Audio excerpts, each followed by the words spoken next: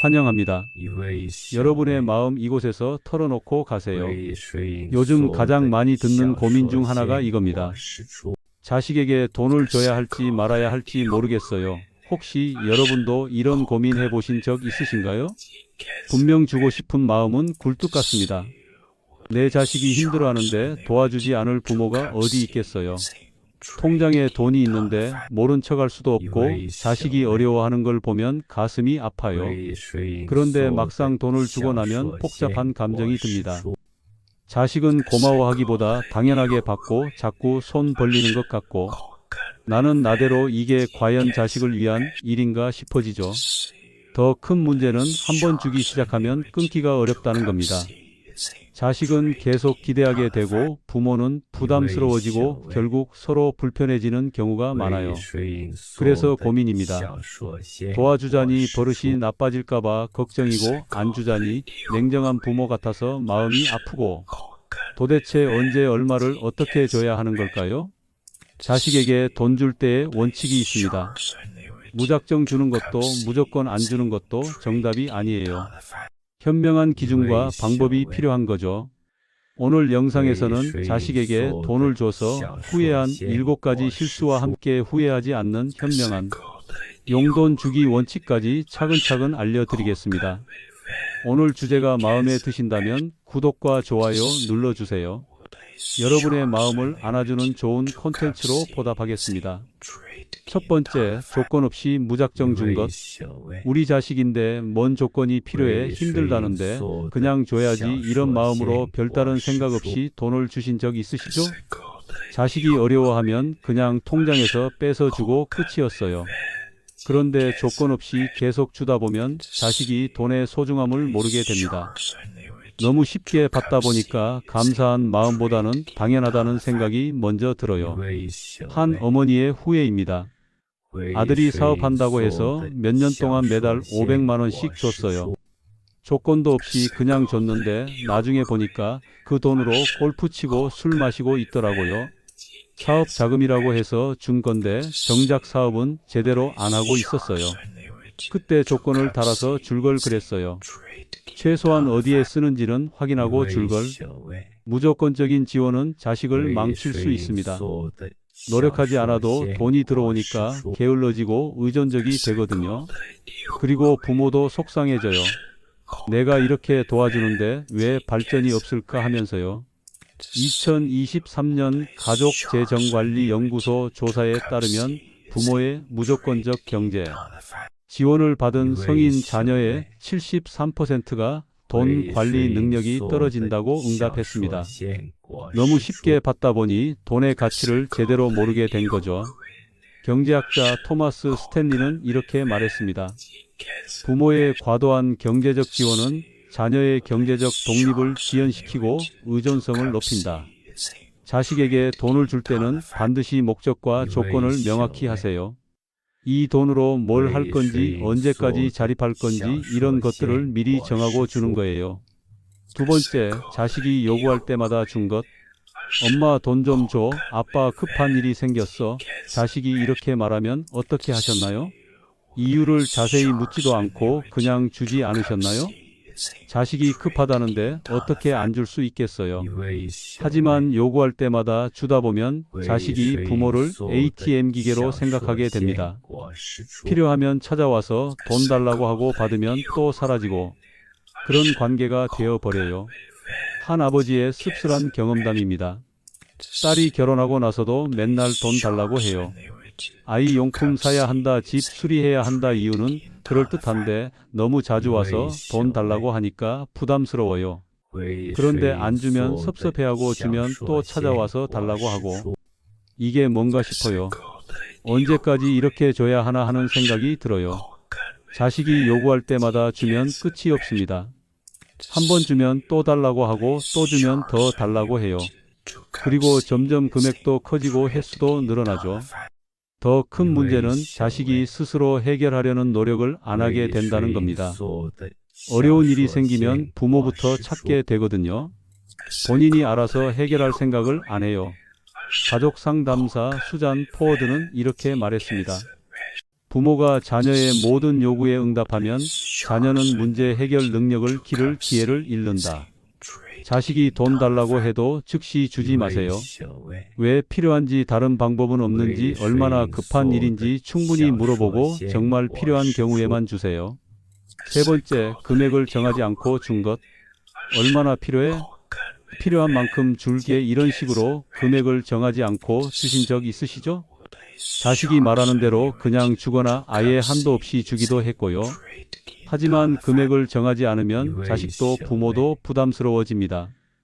자식은 얼마나 달라고 해야 할지 모르겠고 부모는 얼마나 줘야 할지 감이 안 와요. 한 할머니의 고민입니다. 며느리가 아이 학원비가 부족하다고 해서 필요한 만큼 달라고 했더니 한 달에 200만 원을 달라고 하더라고요. 너무 많은 것 같은데 거절하기도 어렵고 미리 한도를 정해뒀으면 좋았을 텐데 그냥 필요한 만큼 일하고 했으니까 이제 와서 깎을 수도 없고 앞으로 얼마나 더 달라고 할까봐 걱정이에요. 금액을 정하지 않으면 예상보다 훨씬 많이 나갈 수 있습니다. 그리고 한번 많이 주면 그게 기준이 되어서 나중에 줄이기가 어려워져요.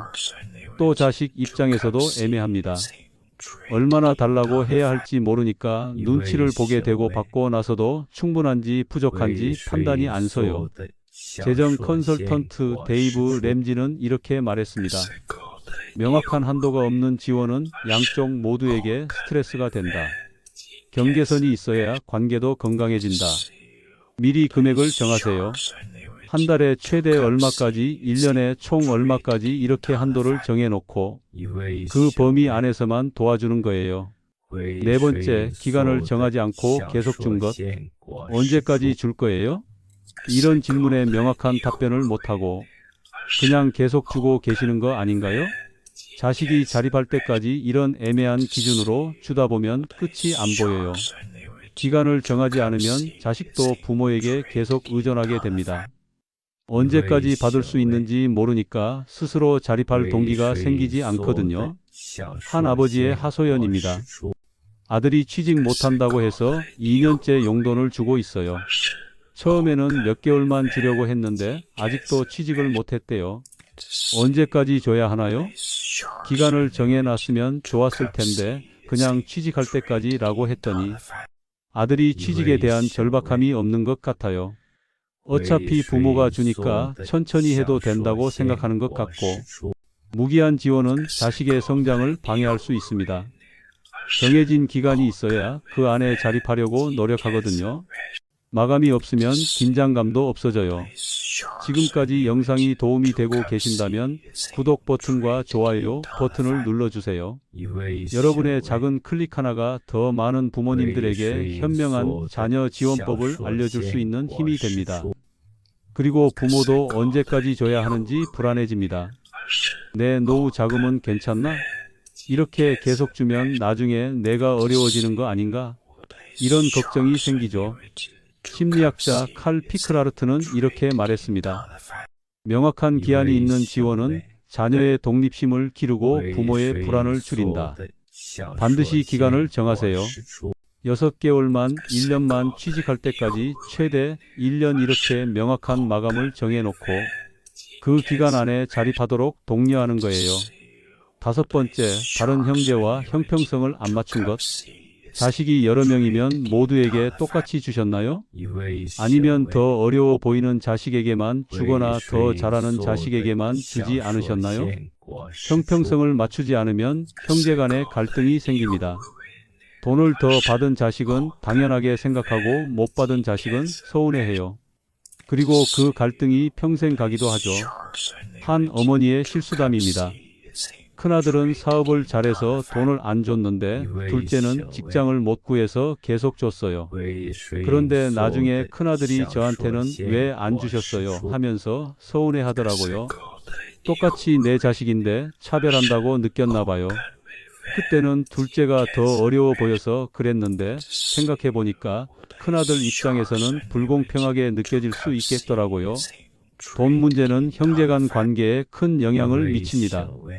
어렸을 때부터 누구는 더 받고 누구는 덜 받고 이런 기억이 있으면 성인이 되어서도 그 감정이 남아 있어요. 또 돈을 더 받은 자식이 부모를 더 챙겨야 한다는 부담을 느끼기도 해요. 나만 도움받았으니까 부모님을 내가 더 모셔야지 이런 생각 때문에 스트레스 받죠.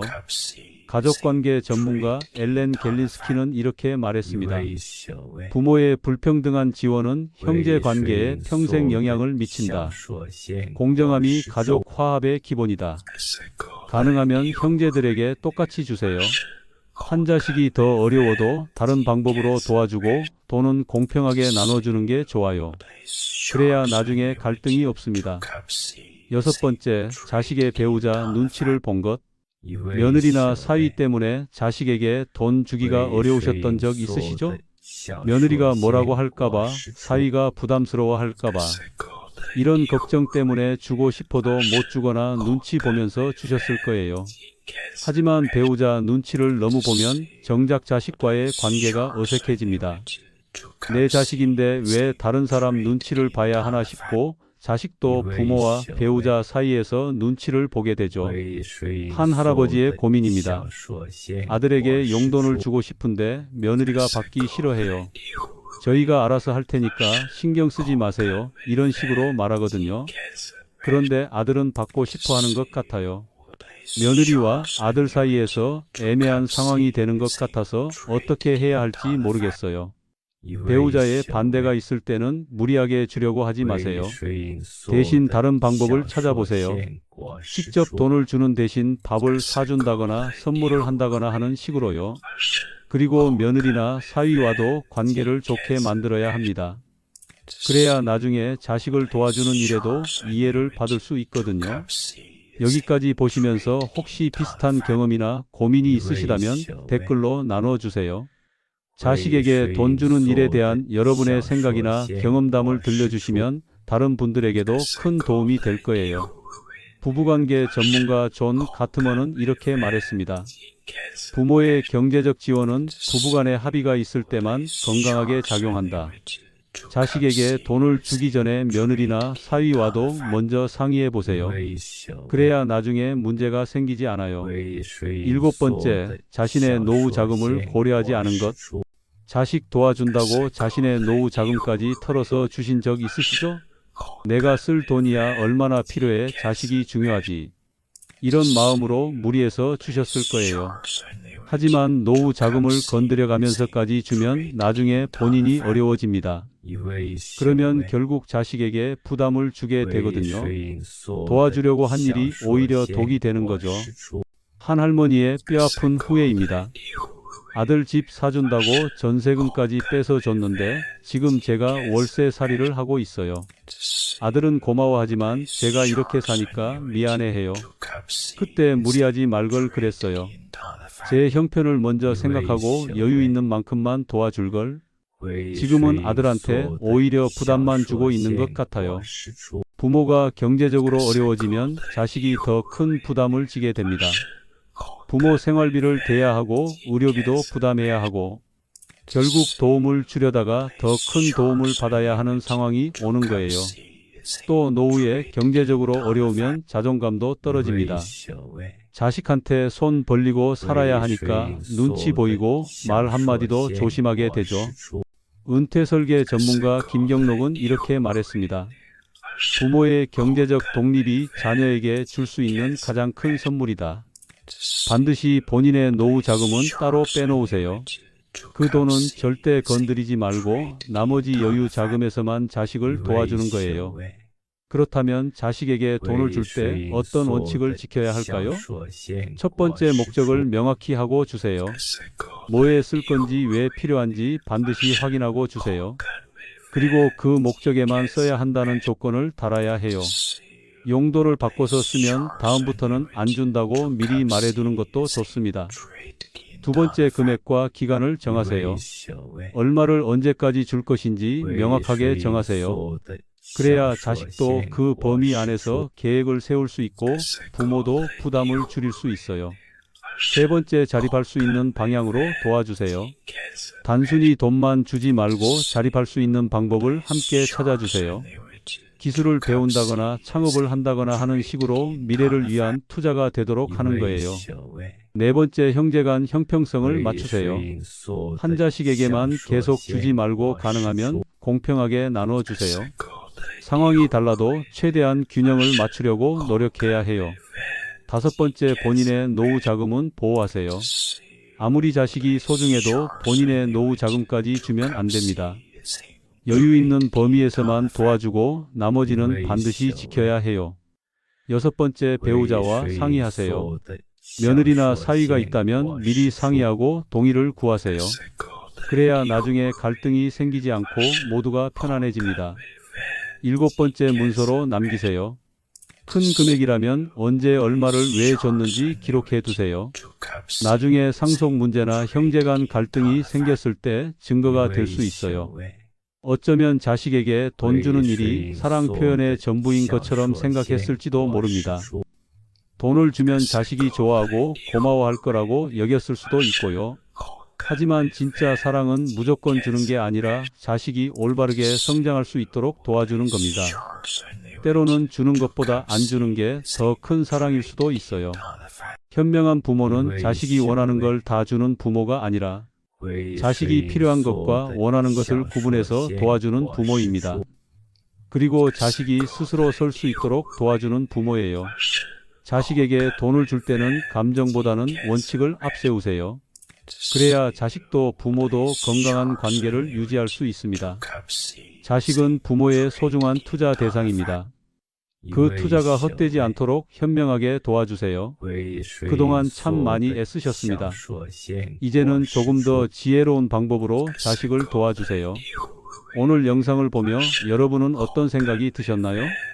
자식에게 돈 주는 일에 대한 경험이나 고민을 댓글로 나눠주세요. 여러분의 이야기가 누군가에게 큰 도움과 지혜가 될 것입니다. 오늘도 끝까지 시청해주신 여러분께 깊은 감사를 드립니다. 오늘 영상이 도움이 되셨다면 소중한 분들께 공유해주시고 구독과 좋아요로 저를 응원해주세요. 여러분과의 소중한 연결이 저에게 큰 힘이 됩니다. 오늘도 행복한 하루 되세요.